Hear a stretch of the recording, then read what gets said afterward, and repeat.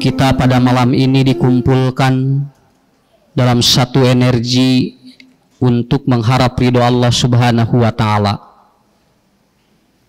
Kita patut bersyukur, baik kita bersyukur secara jasadiah, bersyukur secara fikriyah, dan kita bersyukur secara imaniyah. Karena di saat saudara-saudara kita yang mungkin pada tempat yang berbeda, mereka sedang mempertahankan jasad mereka, sedang menguras pikiran mereka, dan sedang mempertahankan keimanan kita. Kita di sini tinggal melaksanakan salah satu di antara syariat-syariat Allah yang sudah ditetapkan kepada kita sebagai umat manusia.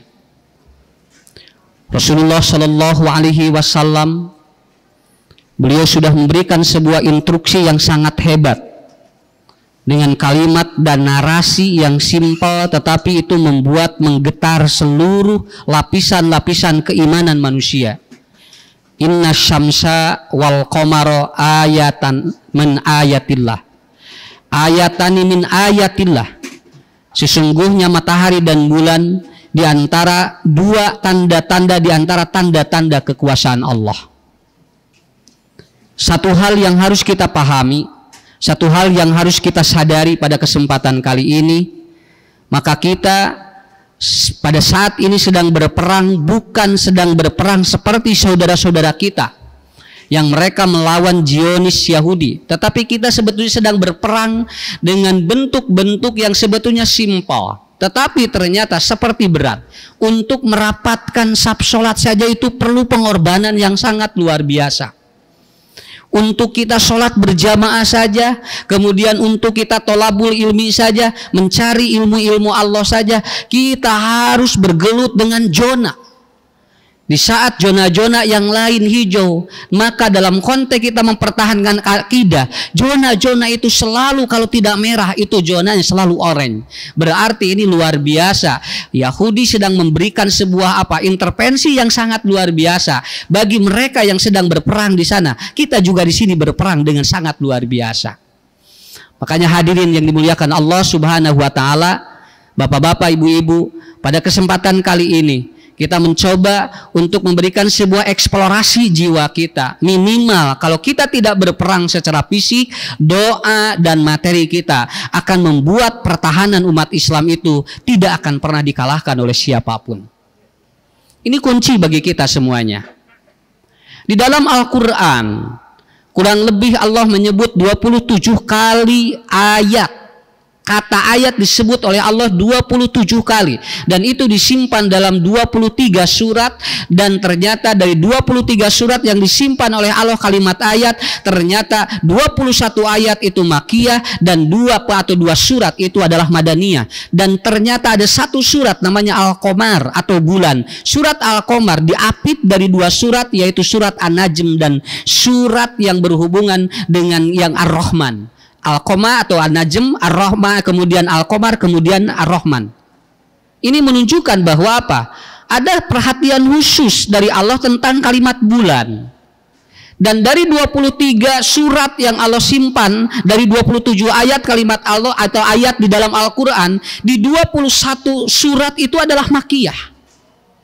Dan ternyata yang hebat adalah apa? Pembuktian Allah terhadap ketuhanan secara teologis mengajarkan Qamar adalah pembuktian untuk ketauhidan Allah. Ketika Nabi Ibrahim meminta kepada Allah bagaimana cara ataupun Tuhan itu seperti apa, maka Allah memperlihatkan ayat-ayat Allah, di antaranya adalah bulan. Begitupun Rasulullah ketika mempertahankan akidah, Allah menurunkan mukjizat berupa bulan yang dibelah pada saat itu. Berarti bulan ini adalah salah satu di antara bukan saja tanda kekuasaan Allah saja, tetapi membuktikan bahwa hampir semua yang berkaitan dengan dunia dan kiamat itu kalimatnya adalah dengan Al-Qamar. Dalam Quran surat Al-Qiyamah, yas'alu ayyana yaumul qiyamah, Allah menyebut dengan kalimat wa idza bariqal basar wa khosapal qamar. Jadi ciri kiamat, Pak, yang disampaikan oleh Allah dalam Al-Quran itu kalimat khusyuk, yaitu gerhana bulan. Kenapa? Karena ketika terjadi gerhana bulan, maka manusia tidak ataupun masih berpikiran apakah besok kita akan hidup kembali, matahari itu akan terbit atau tidak. Makanya dalam kalimat selanjutnya wajumi asyamsu wal qamar. Kalimat syamsu tidak disebut secara terpisah, tetapi dia digandengkan dengan al-qamar. Ini menunjukkan bahwa bapak-bapak, ibu-ibu, pada kesempatan kali ini di dalam gerhana matahari mengajarkan 3 musibah yang paling besar yang akan dialami oleh manusia. Pak, corona ini cetek. Corona, COVID ini masih sebuah hipotesis. Ya, kalau ada orang yang tidak percaya pada COVID atau corona, tidak perlu kita komentari apa-apa. Jangankan terhadap corona, sebuah virus, terhadap Tuhan saja ada orang yang tidak percaya. Masa orang yang tidak percaya pada Tuhan saja dibiarkan, Pak? Makanya jalmi anu teu percaya karena COVID ku urang diamek, biarkan saja. Kenapa? Manusia itu sudah berbagai, ataupun manusia diciptakan oleh Allah dengan berbagai konsep keyakinan yang berbeda-beda. Ada orang yang percaya penuh adanya Tuhan, ada orang yang dia 50-50, itu adalah orang musyrik, orang ateis sama sekali tidak percaya Tuhan. Malahan ada yang lebih liberal lagi, yaitu apa? Fir'aun, bukan percaya atau tidak percaya Tuhan. Fir'aun mengaku dirinya pangeran. Di dunia aya nu kieu hirupa nya. Kemudian ada juga yang dia tidak percaya sama ataupun yang percaya. Ada yang tidak percaya, ada yang antara percaya dan tidak. Orang musyrik kan percaya dan tidak. Engkau percaya ke Allah, tapi percaya kene ka dia. Kan eta teh jalmi musyrik. Lalu ada orang yang dia tidak percaya pada virus, biarkan aja. Pada Tuhan saja ada 3 kelompok, apalagi terhadap hipotesis. Karena kan ini hipotesis. Mau ada yang percaya mau tidak ya silakan aja, Pak ya. Kenapa? Nih orang teh sigana teh muni ngotot. Siga kudu percaya we kabehanana kana Covid deh. Kenapa? Karena biarkan begini aja manusia. Yang penting kita bertawakal kepada Allah Subhanahu wa taala. Dan konon virus ini dari ataupun itu bersumber dari negara yang tidak percaya Tuhan. Ya.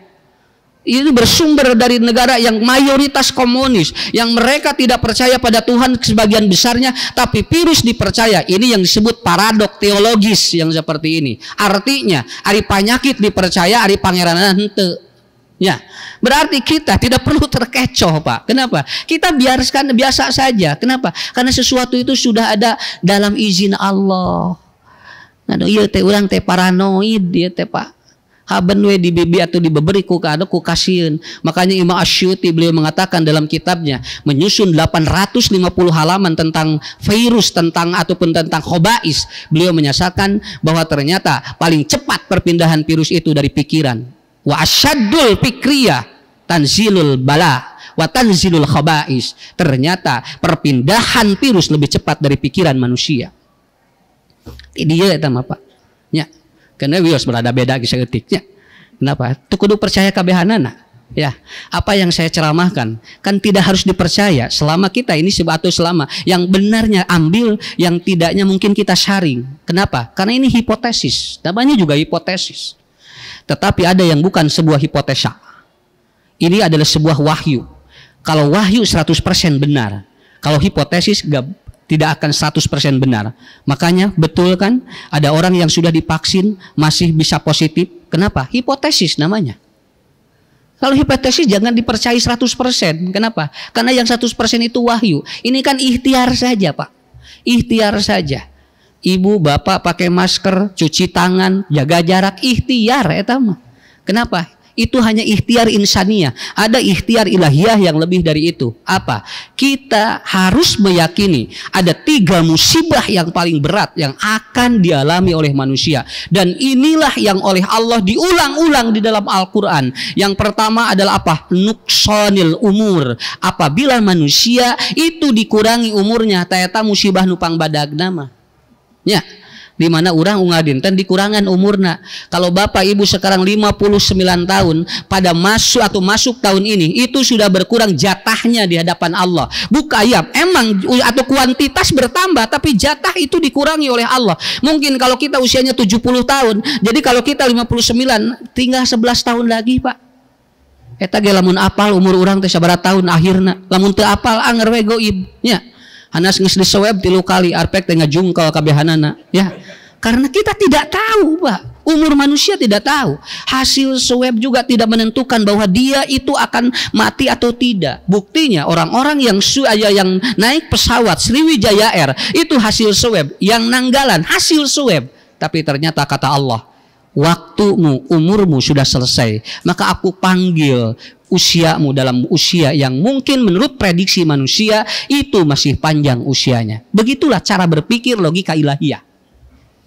Tapi kalau kita cara berpikirnya insaniah, itu terlalu lelah, Pak.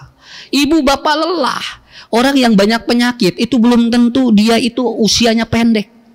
Malahan ada orang yang penyakitnya komplikasi, didoain oleh anaknya karena komplikasi, malahan budak dan numaraot heula. Karena kita tidak tahu begitu. Siapa yang sebetulnya akan lebih mendahului dirinya? Dan bapak-bapak, ibu-ibu, inilah salah satu musibah yang paling Allah sampaikan seulang-ulang oleh Allah. 58 kali Allah mengulang-ulang umur manusia. Artinya, aku ambil jatahmu, maka otomatis mengurangi kehidupan Anda di dunia. Musibah yang paling besar yang pertama adalah umur kita selalu berkurang setiap hari. Umur kita selalu berkurang setiap hari. Ibu, bapak sakit, datang ke medis untuk berobat. Pertanyaan saya, untuk memperpanjang apa?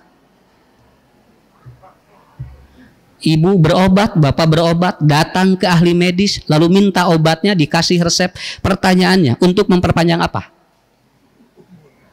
Bingung urang ge, Pak. Rek manyangan umur da geus aya jatahna. Ari teu manyangan ya dah kumaha atuh urang teh batak ka dokter ge nya. Makanya kita datang ke medis itu.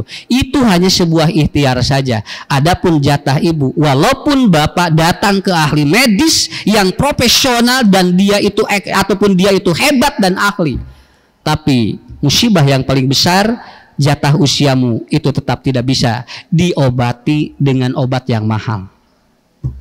Itulah yang pertama. Yang kedua, musibah yang paling besar yang kedua kata Allah dalam Al-Quran adalah apa? Rizki yang dilalaikan oleh kita. Ya, kita selalu bermain dengan apa? Dengan logika milik orang lain. Makanya Rasulullah menyampaikan, kalau orang hasud terhadap milik orang lain maka hidupnya akan lelah. Kalau orang ataupun kalau orang itu iri dengan milik orang lain, itu hidupnya akan capek.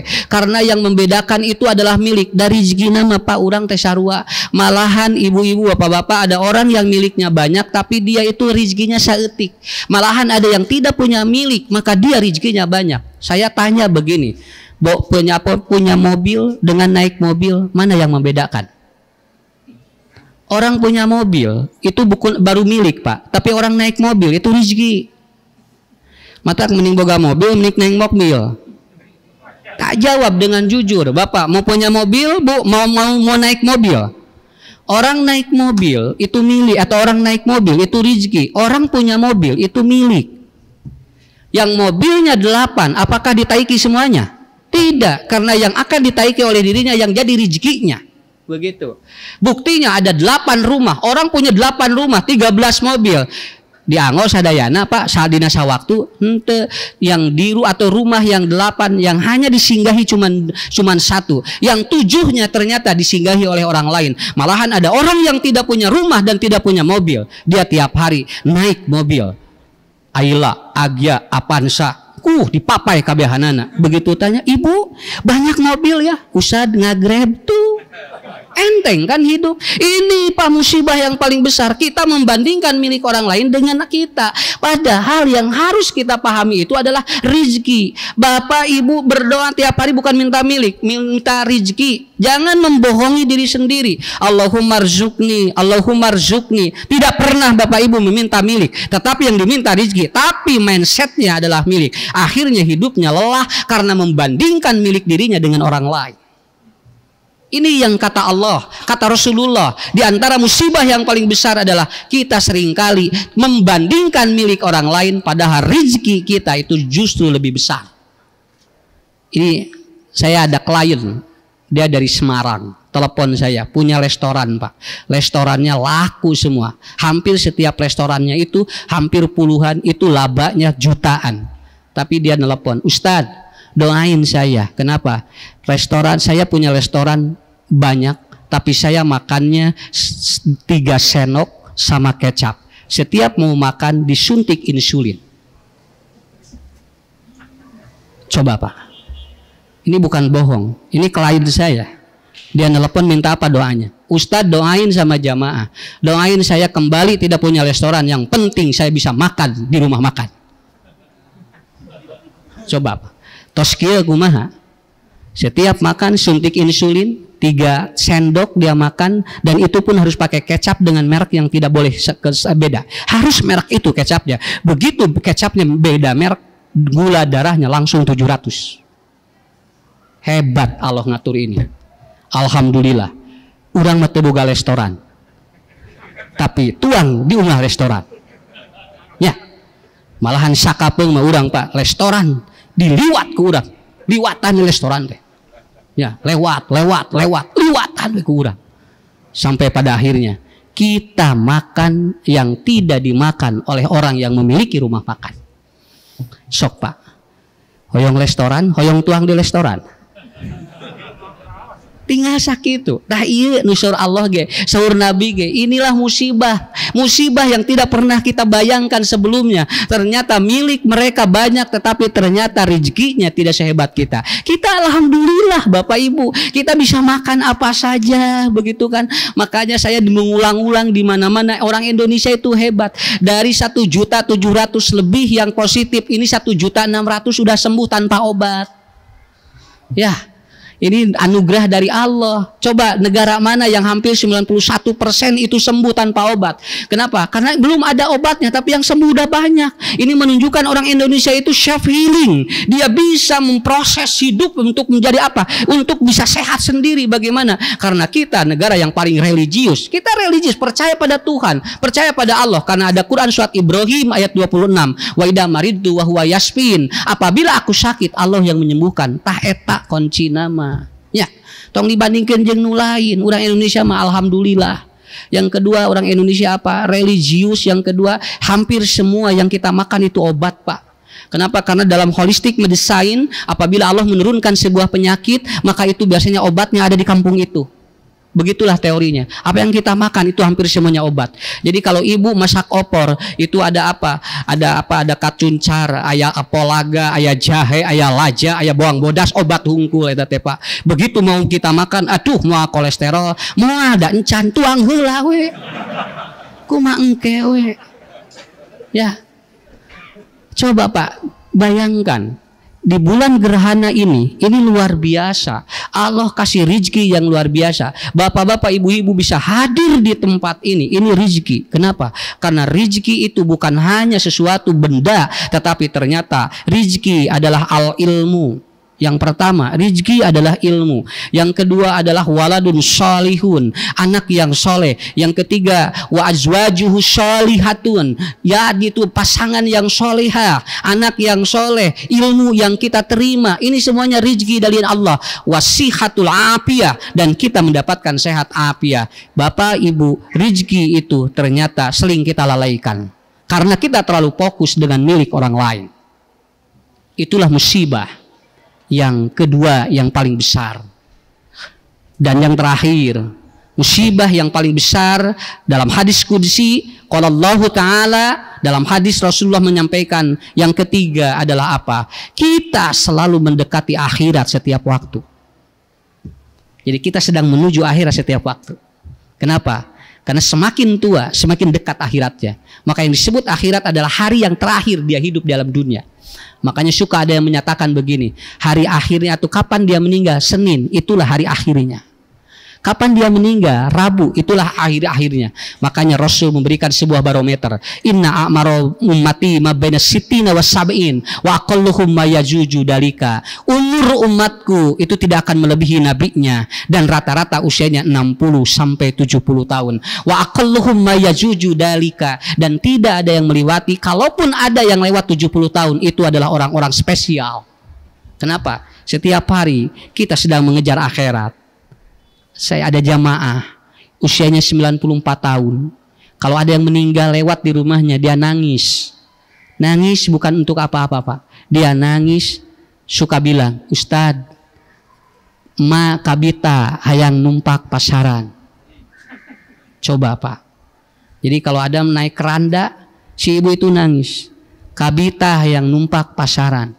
Jadi semakin tua dia sudah tidak berpikir apa-apa, Pak. Orang kalau sudah mendekati akhirat yang dipikirkannya adalah apa? Pasaran wae yang numpak. Ayeuna Bapak Ibu saya ada sieun. Nah, da urang keur jarak jage nih. Kita masih muda. Kalau sudah tua renta seperti tadi, dia berpikir, siapa teman saya katanya? Sudah tidak ada teman. Anak-anaknya sudah meninggal lebih dulu. Dia tua sekali dan setiap ada orang yang meninggal, dia nangis. Eta mah cenah budak emak. Ngaot deui diumumkeun, eta mah cenah incu emak. Semua sudah melewati dirinya. Tetapi Bapak-bapak, Ibu-ibu, musibah yang sangat hebat, kita setiap hari mendekati yaumul qiyamah. Kita selalu setiap hari menuju akhirat. Untuk itu manfaatkan hidup kita. Jangan banyak pikiran, kita fokus aja ibadahlah pada Allah ya. Kita fokus saja mencari ridho Allah. Kenapa? Karena lelah kalau terus membandingkan urusan dunia kita. Toh kita pun sama. Orang yang meninggal sudah sudah dicatat oleh Allah. Bapak kebayang gak Ibu kalau seandainya se-Indonesia sehat sadayana? Kabayang teu? Nya saha anu ngaharulang? Rumah sakit ngahulang, perawat ngahulang, medis ngahulang. Makanya ku Allah mah digilir we. Ada yang sakit ini waktunya, ada yang sembuh waktunya. Nah meni sarieun teuing atuh ieu teh. Nya da digilir pate damang mah. Ieu waktuna bojona, isuk salakina. Ini waktunya anaknya, yang nanti kakeknya. Begitu. Kebayang kalau sadunya sadayana sehat? Ya, kebayang kalau satu Indonesia saja kemudian sakit semuanya? Enggak, ku Allah digilir, Pak. Jangankan penyakit, setan saja sengaja diturunkan oleh Allah ke dunia. Untuk apa? Agar membuat hidup kita tidak monoton. Aya setan teh dengarah teu monoton. Coba mun aya setan ngaharulang di masjid kabeh. Kabayang teh Bapak, Ustad ge moal payu beureunya. Tapi kalau terciptakan setan ngerah naon tah hidup semakin menarik gitu kan. Menarik kan ada setan Pak. Aya nu kadieu aya nu kadieu Pak beulit hirup teh jadi we teu monoton. Ya. Ma khalaqta hadza batila. Jangankan gerhana Pak, setan saja oleh Allah diciptakan untuk membuat kita menarik. Bukankah Bapak Ibu hadir ke tempat ini melawan gerakan-gerakan setan? Dan itu sangat menarik. Begitu kita sudah berada di tempat ini, lalu kita sholat, lalu kita berdoa, kata Rasulullah, Gufirallahu ma taqaddama min danbi. Orang yang sholat gerhana lalu kemudian diakhiri dengan mendengarkan khutbah, diampuni dosa-dosanya dia yang telah lalu. Siapa yang tidak ingin ini? Terakhir, laula akhartani ila ajalin qarib. Kalaulah aku nanti di manusia ketika masuk liang lahat dan di dalam kubur mereka berdialog dengan Allah. Seandainya kau berikan waktu aku sebentar, maka aku akan bersedekah. Jadi Bapak Ibu, hari ini, malam yang terbaik untuk kita sedekah. Karena kita tidak tahu apakah harta yang kita miliki hari ini itu akan menjadi rezeki kita untuk hari esok. Sedekah yang kita keluarkan pada malam ini adalah sedekah sebagai penutup dari husnul khotimah.